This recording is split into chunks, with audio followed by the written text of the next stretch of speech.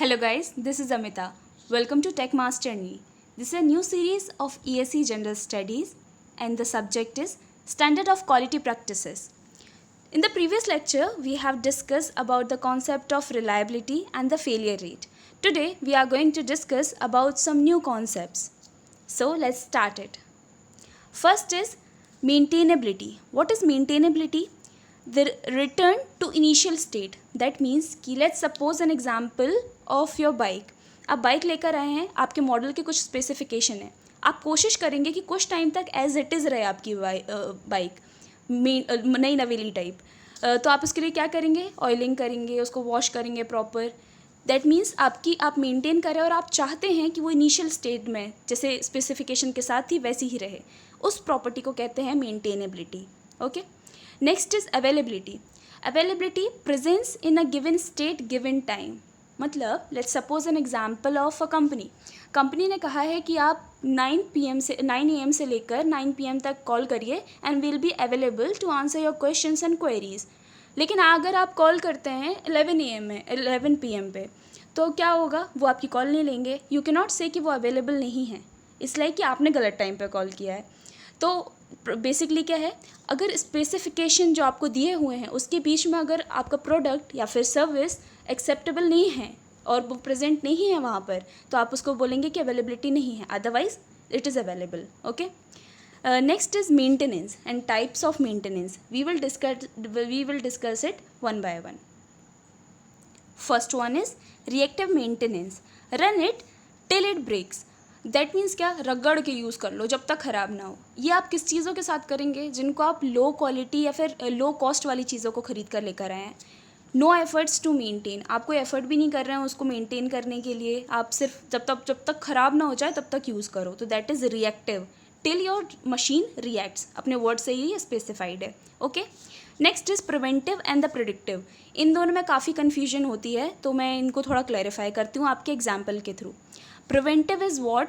आपकी बाइक आपने ख़रीदी है, कंपनी आपको 3 सर्विसेज देती है. 3 बार आप सर्विसिंग के लिए लेकर आ सकते हैं फ्री. तो ये क्या कर रहा है वो? ऑब्वियसली 1 साल तक आपकी बाइक ख़राब नहीं होगी, लेकिन ये उनकी तरफ से एक प्रिवेंशन है कि अगर ख़राब हो ही ना, ऐसा कुछ कंडीशन ही ना है कि ख़राब हो जाए. 3 बार आप सर्विसिंग करके लाइए, करवाने के लिए लाइए, हम एज इट इज़ आपकी बाइक को न्यू के जैसे करके दे देंगे. ओके. तो दैट इज़ कॉल्ड प्रिवेंटिव मतलब हम प्रिवेंशन कर रहे हैं कि लास्ट में हमारी चीज़ ख़राब ही ना हो. ओके. फेलियर रेट हो ही ना. Next is predictive maintenance. इसका मतलब क्या होता है कि हम उसके जो कंपोनेंट्स हैं उनको रिप्लेस कर देंगे टाइम के साथ में. इसके बहुत सारे एग्जांपल मैं बता सकती हूँ आपको. जैसे आरओ होता है, तो आरओ के कैंडल्स को हर 6 मंथ्स में रिप्लेस करते हैं. तो उसका मतलब क्या है कि हम इसको प्रेडिक्शन ले रहे हैं कि 6 मंथ में वो ख़राब हो जाते थे, तो हम उसको रिप्लेस कर देते हैं. हम पूरा आरओ नहीं रिप्लेस कर रहे हैं, हम क्या कर रहे हैं? सिर्फ उसके कैंडल्स को रिप्लेस कर रहे हैं. इसका बहुत ही अच्छा एग्जांपल मैं आपको ये दे सकती हूँ कि स्टूडेंट्स काफ़ी कोरिलेट करेंगे. एक छोटा गैस का सिलेंडर जो हम भरवाने लेकर जाते हैं, तो उसमें जो रबड़ लगी होती है, हर बार गैस भरवाने लेकर जाओ तो वो रबड़ को वो चेंज कर देते हैं, और ये बोलकर कि बस ऐसी मैम ख़राब हो गई थी. और ख़राब हुई हो चाहे ना हुई हो, वो चेंज करेंगे ही, बिकॉज ये उनकी तरफ से एक प्रेडिक्शन है कि मे बी ये ख़राब हो सकता है, ये कहीं प्रॉब्लम लीक ना करे. तो उन्होंने क्या किया? कॉम्पोनेंट को चेंज किया है. ओके. तो this is productive. Next is based on the conditional monitoring. What is conditional monitoring? We will see it. Now conditional monitoring. ये बेसिकली किस पे लॉजिक पे काम करता है कि जो स्टेक होल्डर है उसकी अवेयरनेस कितनी ज़्यादा है. लाइक गैस का एग्जांपल लिया था मैंने आपको. गैस सिलेंडर से आपको स्मेल आने लगती है. दैट मीन्स क्या है? उसमें कुछ ना कुछ लीकेज तो हो रहा है, तो आप लेकर जाएंगे. ओके.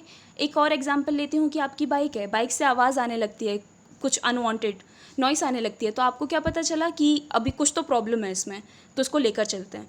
तो ये क्या हो गया? ये प्रेडिक्टिव एनालिसिस कब किया जाता है? आपकी कंडीशनल मॉनिटरिंग के अंदर किया जाता है.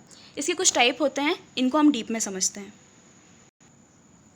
So first is on load monitoring techniques. ये कब होगा? जब आप ऑपरेशन में ले रहे हैं अपनी डिवाइस को, तब आप उसकी मेंटेनेबिलिटी देखेंगे. ओके.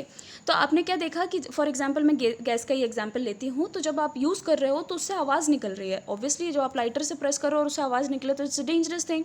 तो उस टाइम पे आपको जो देखना है, आप मॉनिटर करोगे कि हाँ ये तो प्रॉब्लम है समथिंग, आप फिर उसको लेकर जाओगे, रिपेयर करवाओगे. तो what is the main thing? It is done during the operation of the time.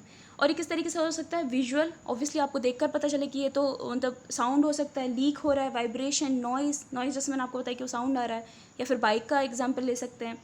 ये सारे ऑप्शंस हैं, ठीक है, इसको चेक करने की। नेक्स्ट बात करते हैं of load monitoring techniques.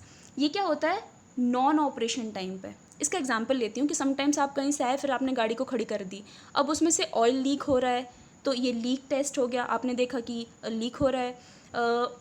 Access ज़्यादा गर्म हो जाए, गर्म है, अब ठंडी तो होनी चाहिए ना, आप चला कर है, ठीक है, वो गर्म है, अब उसको ठंडा होना चाहिए। अगर वो ऐसा नहीं हो रहा है तो फिर लुब्रिकेशन कैसा है, आवाज़ करे कि नहीं, वाइब्रेशन। तो ये सारे एग्जाम्पल हो जाएंगे आपके। आपको मेन इंपॉर्टेंटली क्या याद रखना है, ऑन लोड आपके ड्यूरिंग द ऑपरेशन होता है, और ऑफ लोड आपके ऑपरेशन मतलब जब ऑपरेशन नहीं है, खड़ी हुई है आपकी कोई भी चीज़, काम नहीं कर रही है, उस टाइम पर। Okay, so now we will see some differences between the reactive, preventive and the predictive one. Small parts and equipments पे किया जाता है, non critical equipments equipment unlikely to fail and redundant system. इसका एक example मैं आपको लूँ तो आपके घर की सिंटेक्स की टंकी, ठीक है, जब फूटेगी, जब लीक होगी तभी देखेंगे उसको, और तब उसको चेंज करेंगे या फिर जो भी हो सकता है वो करेंगे, ठीक है। तो इसके लिए वो रोबस्ट टाइप ऑफ चीज़ों के लिए आप यूज़ करोगे, नॉट लाइकली टू फेल, जल्दी जल्दी ख़राब नहीं हो सकती चीज़ें, ठीक है। Next will talk about preventive elements.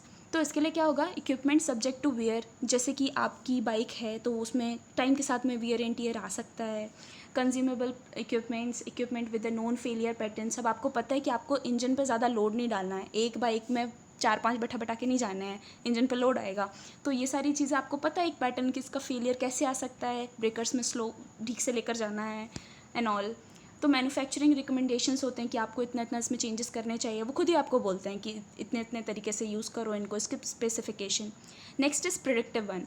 तो प्रेडिक्टिव में क्या होता है, equipment not subject to wear, जैसे और बहुत ही क्रिटिकल चीज़ें होती हैं इसमें, जिनके कारण आपकी डिवाइस चल नहीं सकती, क्योंकि आप इसमें क्या करते हो, पार्ट्स को चेंज कर देते हो। अब आरओ में अगर आप कैंडल्स को चेंज नहीं करो तो फिर वो किस मतलब का, वो तो प्योरीफाई करेगा ही नहीं। तो क्या इंपॉर्टेंट है कि इक्विपमेंट्स इसमें ऐसे टाइप के होते हैं। So this is the important one and you can see all these point as a objective. So thank you so much for listening this video. Hope you like it. If you like it, then share it. If obviously subscribe it. Thank you.